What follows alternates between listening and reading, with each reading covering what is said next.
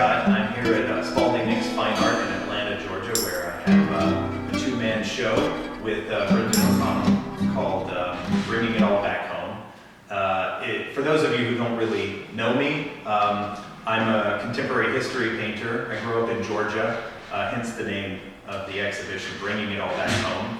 And in many ways, this show is a homecoming for me, not just because it's the largest collection of my work having ever exhibited in the United States, but also coming back to Georgia and concerning with a lot of the themes I've been working with in terms of my Southern heritage and perspectives on American identity from that context. It's very meaningful for me to be presenting this work here. And I'm especially excited to be showing you two of my greatest works, one of which I'm going to focus on today. The other one's called New Amsterdam, which you can look up and enjoy if you're interested, and this one is Hearts of Men. This is really, I would say, the seminal piece in this body of work, and so I'd like to tell you something about it today. It was really inspired by Sandy Hook. Not really inspired, it was kind of demanded of me that I make this piece because when I was in high school here in Georgia, in Conyers, I was in a school shooting. And that experience, as you could probably guess, made an indelible imprint on me. So to tell you a little bit about that experience and why that kind of became this painting, I kind of have to tell you the story of that day. It was the last day of my senior year of high school, and I came to school expecting to say goodbye to my friends and go off to college. And instead, as I was talking to my friends, I was standing in the atrium at Heritage High School by the breakfast room, and we were having breakfast, and I heard behind me what I thought were firecrackers. I thought it was a senior prank. But looking at my friends' faces, I realized it was not a senior prank, and I turned around and I saw a shooter, which I won't really go into his name right now to respect his privacy, but I'm sure you can find that if you're interested. I saw him firing at my classmates, and one of the strangest thing about that experience was actually how quiet everything was. The only sound I could hear were the gunshots and people's sneakers squeaking on the waxed floor. And for some reason, you hear this all the time, but for me it was actually true. Time seemed to slow down. It was as if things were moving in slow motion. And for some reason I froze. I guess I was shocked. You don't expect this to happen to anyone, especially yourself. And I don't think my brain could understand what I was seeing. So as everyone else was running and scattering, I was standing there just watching the scene unfold in front of me. And after everyone cleared, I saw a young lady to my right be shot in the leg, and it seemed as if she was much closer. I could see the blood coming out of her leg. It was, I think we're hyper-focused when we have these kind of dramatic events happen. And when I turned back, the shooter was staring directly at me and pointing his gun from across the room at my chest. And I remember locking eyes with him. And the thing that strikes me about that is that I didn't see a monster as I had expected. I saw a terrified child. I saw someone who was in pain. Not to say that in any way that I condone this kind of behavior. It's horrendous. It's terrifying. But at the same time, in retrospect, it makes me want to understand how someone came to be that, how someone came into this situation, because it makes me feel that anybody, any one of us, given the right circumstances, can find ourselves enacting such violence. And that scares me more than the idea of a monster, So years passed after this experience. Fortunately, he didn't shoot me. He turned around and he walked out. And I've always been haunted by the question that I wanted to ask him, why didn't he, you know? But perhaps I'll never have that answer. But as I said, many years passed, and I kind of put it in the back of my mind. I tried to repress that memory, and I went on about my life. I went to the University of Georgia to study painting for my BFA. Then I went to the New York Academy of Art to get an MFA and studying classical painting and art history. And I painted for Jeff Koons, and I lived and studied in Norway and Paris with Odd Nerdrum. And finally found myself back in the Hudson Valley, right near the Connecticut border, around 2013, 2014, when Sandy Hook happened. And in many ways, it kind of woke me up. It brought back all of the feelings that I'd been repressing for all of those years. And I was angry, I was frustrated, and I felt like I had to do something. Because all this time I had expected the adults to have resolved this. I thought, this is an anomaly. You know, this is something that has to be resolved, and yet decades later it hadn't been resolved. So I felt that I had to do something. Now, not being a politician and not being a lawyer, there's really only so much I can do. But what I am is a painter, and I can use my voice to try and do something, to perhaps move the discussion in a more productive direction. And being someone who's experienced this directly, I thought that maybe my perspective could be of some value.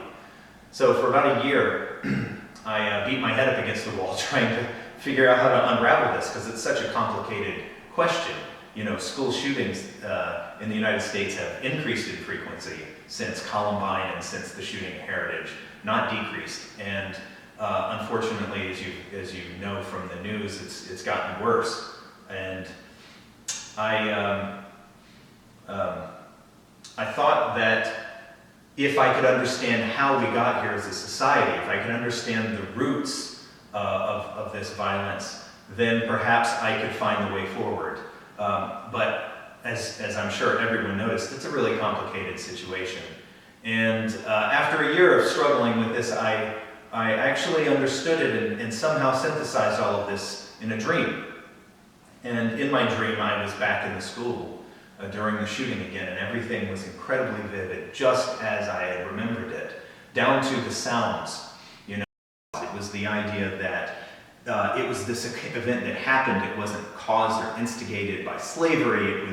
It was both sides. You know, there were good people on both sides. Both sides had a great cause to fight for, and you could respect them equally. And the more I learned about history and started to delve into the actual stories from that time and started to understand what the war was fought over, the more I realized this is a construct.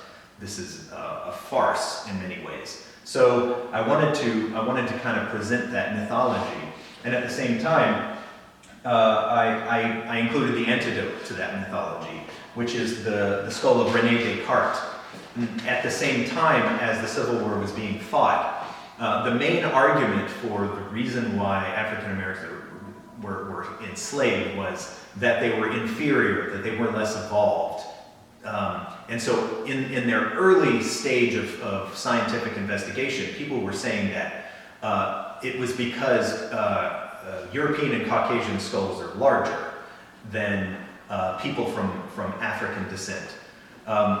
So when this debate was happening at the Academy of Natural Sciences in Paris, one great scholar, in order to conclude the argument, brought out René Descartes' skull, who is in many ways the father of the Enlightenment and one of the greatest minds in human history.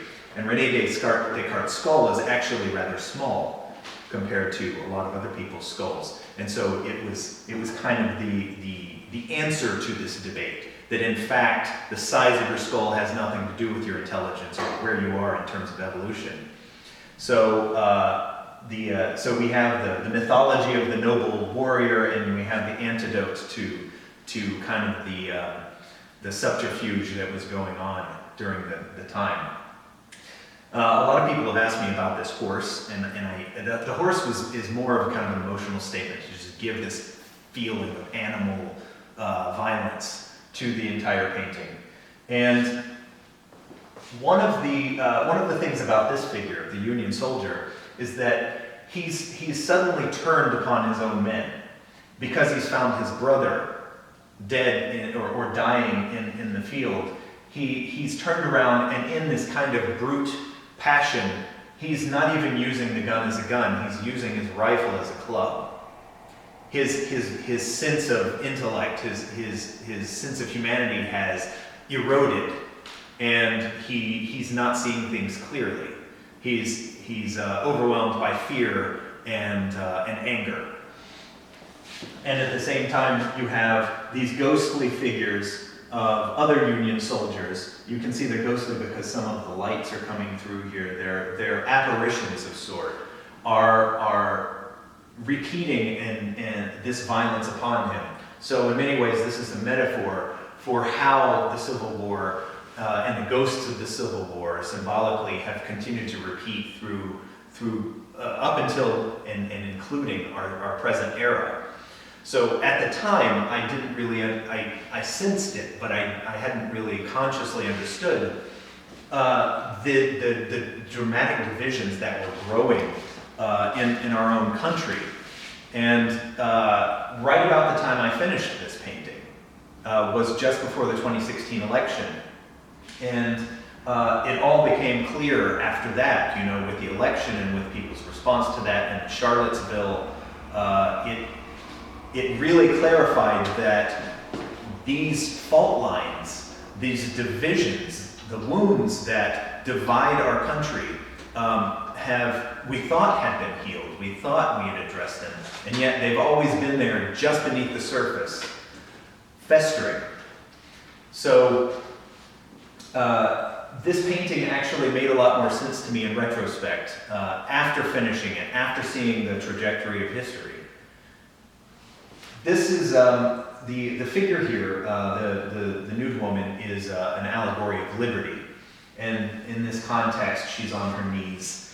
She's in despair because, understandably, this kind of conflict takes away everyone's liberty, and it's not just a commentary. It is a commentary on slavery and the legacy of slavery and how it translated into Jim Crow law later on in American history, but it's also about individual liberty lost.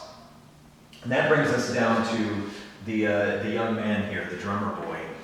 And I wanted to both reference the school shooting in that there's a strong metaphorical correlation between the gun violence in the Civil War, because a lot of the soldiers, especially toward the end, were